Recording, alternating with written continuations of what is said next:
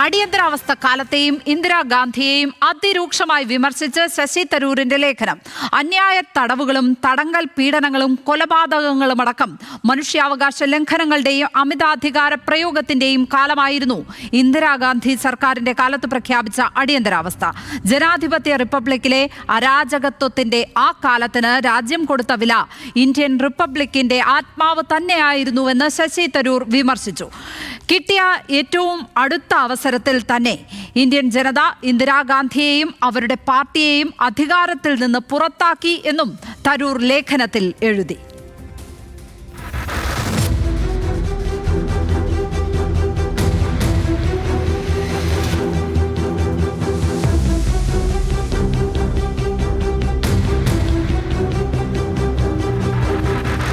ഹീനം, ഭയാനകം, ഇരുണ്ട കാലം എന്ന് തുടങ്ങി കടുത്ത വാക്കുകളാണ് ലേഖനത്തിൽ തരൂർ തിരഞ്ഞെടുത്തത്. കോൺഗ്രസ് പ്രവർത്തക സമിതി അംഗമായ ശശി തരൂരാണ് പ്രതിപക്ഷവും ഇടതു പാർട്ടികളും ഉപയോഗിക്കുന്ന അതേ പദാവലികളോടെ ഇന്ദിരാഗാന്ധിയെയും അടിയന്തരാവസ്ഥ കാലത്തെയും വിമർശിക്കുന്നത് എന്നതാണ് ലേഖനത്തിന്റെ രാഷ്ട്രീയ പ്രാധാന്യം. അടിയന്തരാവസ്ഥയുടെ പാഠം ഉൾക്കൊണ്ട് മുന്നോട്ട് എന്ന തലക്കെട്ടിൽ ഈ മാസം 8-ന് പ്രൊജക്ട് സിൻഡിക്കേറ്റ് എന്ന വെബ്സൈറ്റിൽ എഴുതിയ ലേഖനം ഇങ്ങനെ തുടങ്ങുന്നു. നീണ്ട 21 മാസക്കാലം മൗലികാവകാശങ്ങൾ ഇല്ലാതാക്കി, മാധ്യമങ്ങളുടെ വായമൂടി, രാഷ്ട്രീയ വിയോജിപ്പുകളെ ക്രൂരമായി അടിച്ചമർത്തി, ഭരണഘടനാ മൂല്യങ്ങൾ കഠിനമായി പരീക്ഷിക്കപ്പെട്ടു.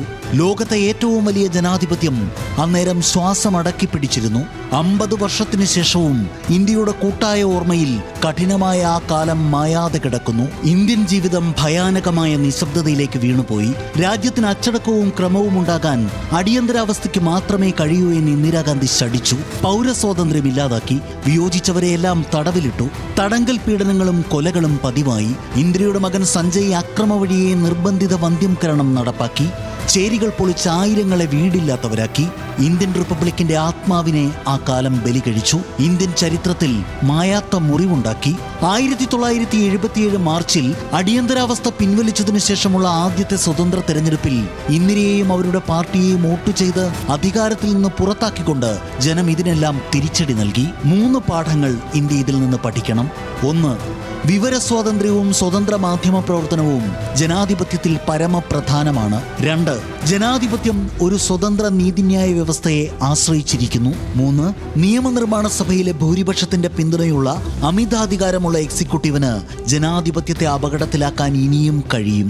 ഇന്നത്തെ രാഷ്ട്രീയ സാഹചര്യത്തിൽ ഏറ്റവും പ്രസക്തമായത് ഈ 3-ാം പാഠമാണെന്നും തരൂർ ലേഖനത്തിൽ ചൂണ്ടിക്കാട്ടുന്നു. 1975 ഇന്ത്യ അല്ല ഇന്നത്തേത്. കൂടുതൽ ആത്മവിശ്വാസമുള്ളതും അഭിവൃദ്ധി നേടിയതുമായ ജനാധിപത്യമാണ് ഇന്ന് നമ്മൾ. അധികാരം മുമ്പില്ലാത്ത വിധം കേന്ദ്രീകരിക്കുകയും വിയോജിപ്പ് രാജ്യദ്രോഹമായി കണക്കാക്കുകയും ചെയ്തതുകൊണ്ടാണ് അടിയന്തരാവസ്ഥ സാധ്യമായത്. ആ പാഠങ്ങൾ ഇന്നും ആശങ്കയുണ്ടാക്കും വിധം പ്രസക്തമായി തുടരുന്നുവെന്ന് മോദി ഭരണകൂടത്തിനെതിരെയും തരൂർ ലേഖനം വ്യംഗ്യത്തിൽ വിമർശനമെയ്യുന്നുണ്ട്. കോൺഗ്രസിന്റെ പരമോന്നത സമിതിയിലിരിക്കുന്ന ഒരു നേതാവിന്റെ ഇത്ര തുറന്ന ഒരു ഇന്ദിരാഗാന്ധി കോൺഗ്രസ് സർക്കാർ വിമർശനത്തെ ആ പാർട്ടി എങ്ങനെ സമീപിക്കുമെന്നതാണ് ഇനിയുള്ള രാഷ്ട്രീയ കൗതുകം. News desk, news Malayalam.